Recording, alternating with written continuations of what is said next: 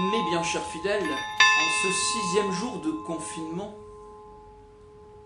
les quelques mots que je vais vous adresser seront aujourd'hui plus doctrinaux que spirituels.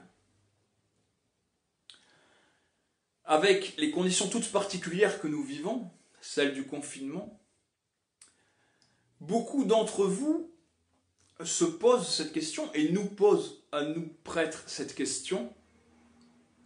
Est-il possible de se confesser et de recevoir l'absolution en usant des technologies modernes qui sont à notre disposition, à savoir Skype, WhatsApp, le téléphone ou Internet?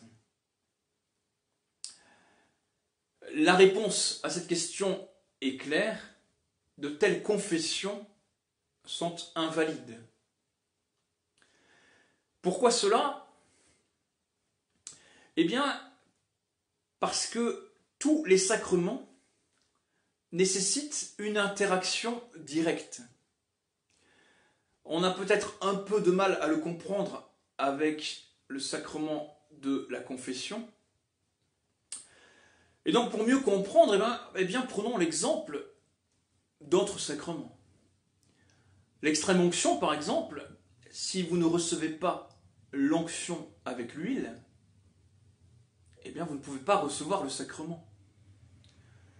Le baptême, si vous ne recevez pas l'eau sur votre front, sur votre tête, vous ne pouvez pas recevoir le sacrement.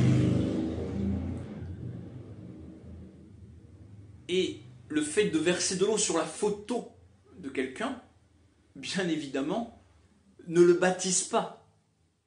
Pas plus que le fait de faire des onctions avec les saintes huiles sur la photo de quelqu'un. On comprend aussi que dans les messes filmées que nous vous proposons le dimanche, eh bien évidemment, on ne peut pas communier à ces messes-là. C'est évident.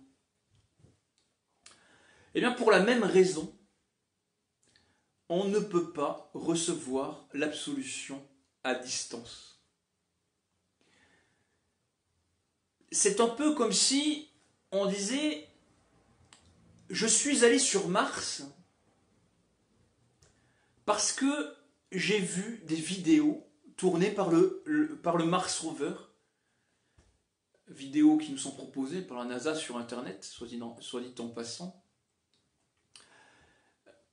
Bien évidemment, cela serait ridicule. On n'est pas allé sur Mars parce qu'on a vu des images ou des vidéos de la planète Mars. Eh bien, pareillement, on n'a pas reçu l'absolution parce que on entend les paroles de l'absolution retranscrites par un microphone.